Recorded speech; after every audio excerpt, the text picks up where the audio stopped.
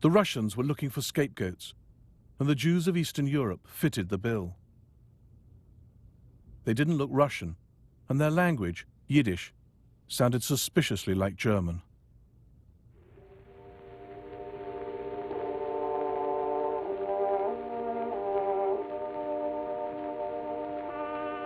In 1914, there were 4 million Jews in the Russian Empire.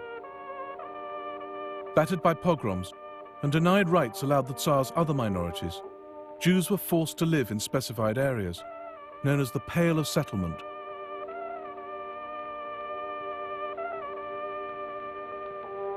And even though 650,000 Jews served in the army, many Russian officers and men saw Jews as dirty, half-human creatures.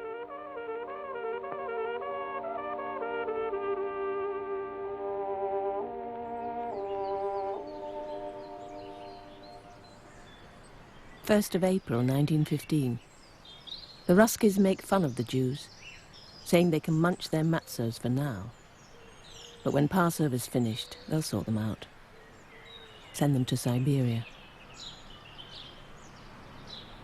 Helena Yablonska lived at number 20, Franciszek Street, in the heart of Old Przemysl. A third of the town's population were Jews. They'd been safe enough there under the Austro-Hungarians, but now Helena watched the Russians root them out within days of taking over. Tuesday, the 30th of March. Jews are treated with no mercy. They cut the beard and sideburns off the old rabbi from Birja, then strapped him to a horse and dragged him away. They beat his wife. Jews are not allowed to own any shops.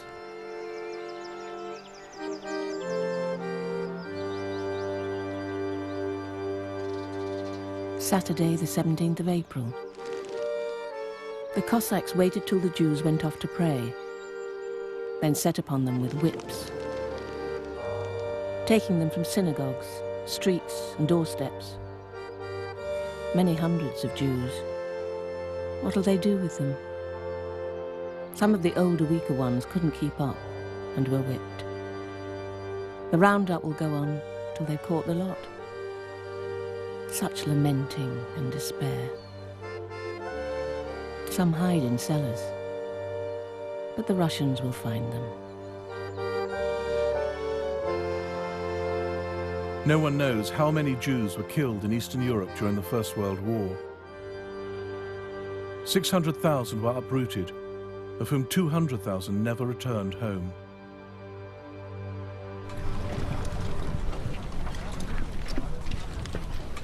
After their experiences under the Russians, many Jews looked to the Germans for better treatment.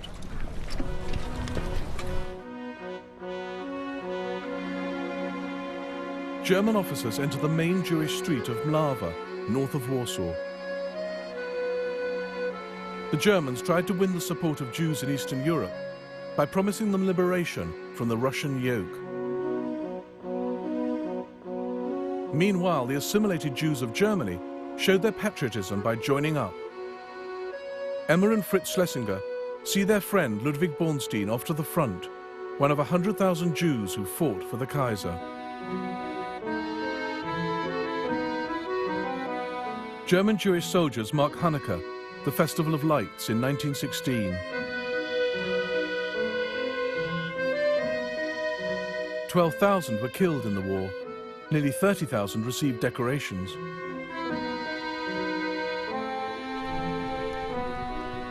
But while Jews were tolerated within the German army, many soldiers despised them.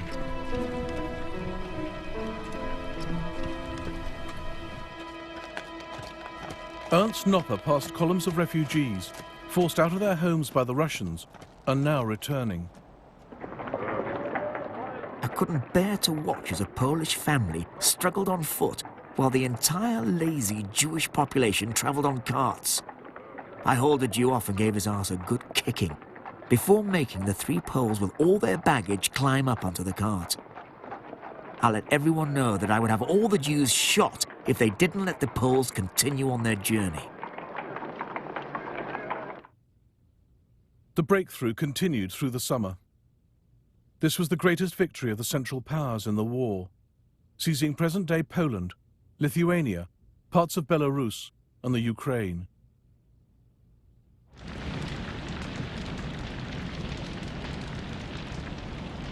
As the Germans advanced, they entered a world half destroyed.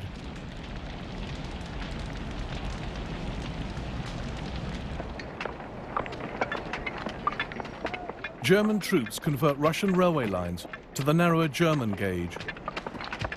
Rebuilding the communication system became a key task, rich in symbolic meaning.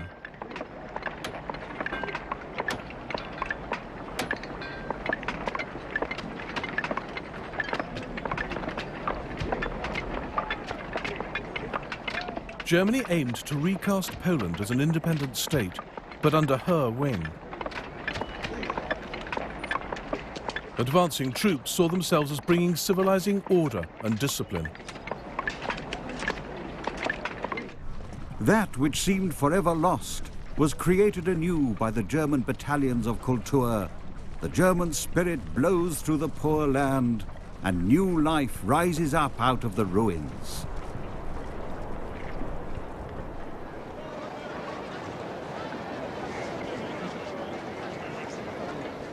But that's not how it worked out, however keen the Germans were to present a caring image to their newsreel audiences.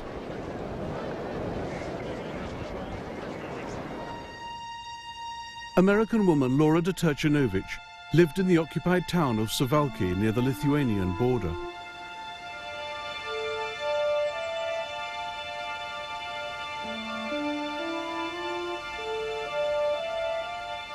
To her, the rebuilt railways and roads weren't bridges between cultures. They were Germany's means of whipping war booty back home.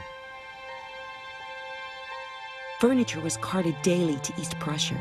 The woods were cut down, every agricultural implement taken, every woman outraged. All Poland was to be emptied and carted away, beaten into the bargain, and made to pay such terrible contributions.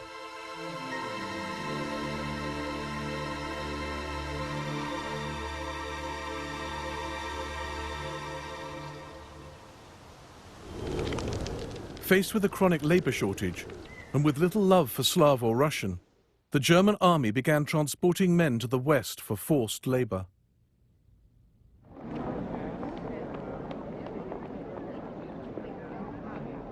The American Red Cross distributes food aid to starving Polish peasants.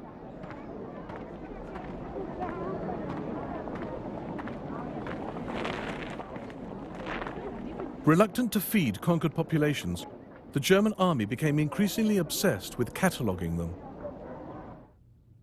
Everyone over 10 was to be documented, and nearly 2 million photo passes were issued.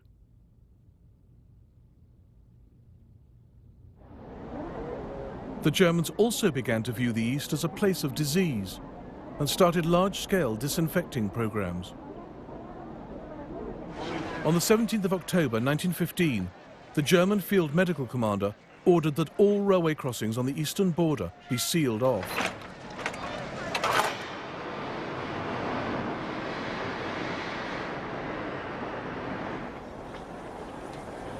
Everyone crossing the frontier had to be deloused before setting foot on German soil.